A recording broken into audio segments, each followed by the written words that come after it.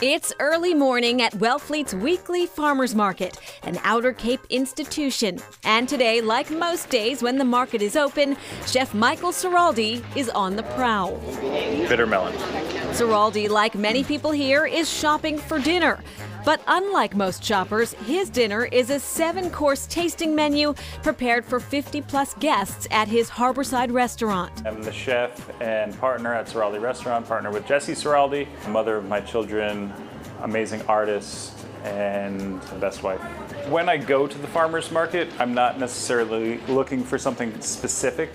I go to see what these farmers have, because the farmers out here, all their farms are really small. But I will take not all your beets, I'll leave a beet. We change our menu every day so that we can best utilize exactly what these farmers have. But there's always some unexpected ingredients at the farmer's market. These are finger limes. It's like caviar of the citrus world. Whatever challenges Ciraldi faces, not knowing exactly what he's going to get, is offset by the idea he's basically working with family. You want to drop those off later with the cheese selection? Yes. We've been doing this for a decade, so when buying from these farmers, they know us, they know we're coming, they know they're going to set some things aside. They're all friends and family. Back at the restaurant, it becomes clear connecting with the local community extends well beyond the food they serve. Our restaurant's design is a collaboration between Jessie and I, down to the candles. They're made in Orleans at Honey Candle Company. We have the cow skull hanging above the bar, and that skull comes from Seawind Meadows Farm, which is where we get our beef from. Yes, this cow was raised locally and served here. Supporting local people economically is a passion and what really drives the restaurant. As Ciraldi transforms his ingredients and begins work on the evening's menu, there is one thing you can count on. We always start with oysters. They're always from Logie Bay, and they're always from Lucky Lips Oyster Grant within that bay. Welcome to Logie Bay, where Lucky Lips oysters are grown and harvested by husband and wife combo Jason Weissman and Elizabeth Salin. I think oysters are more than a food. There is an experience, that vitality that you have when you eat a raw oyster that is no comparison, maybe other than jumping in the ocean first time of that day.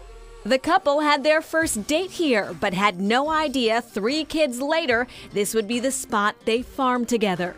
I never had any plans to be an oysterman and be working with my wife every day, but that is what I do, and it's better than I could have planned for.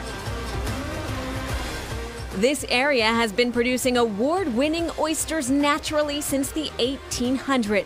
Today, growers differentiate themselves with practiced techniques to shape their own signature Wellfleet oyster. That's our Lucky Lips oyster. That's what Ciraldi likes, this small little deep cup, little nugget. I think Michael puts about 3 of these on a plate, and then he can kind of play with the different flavors. That's why I do this every day.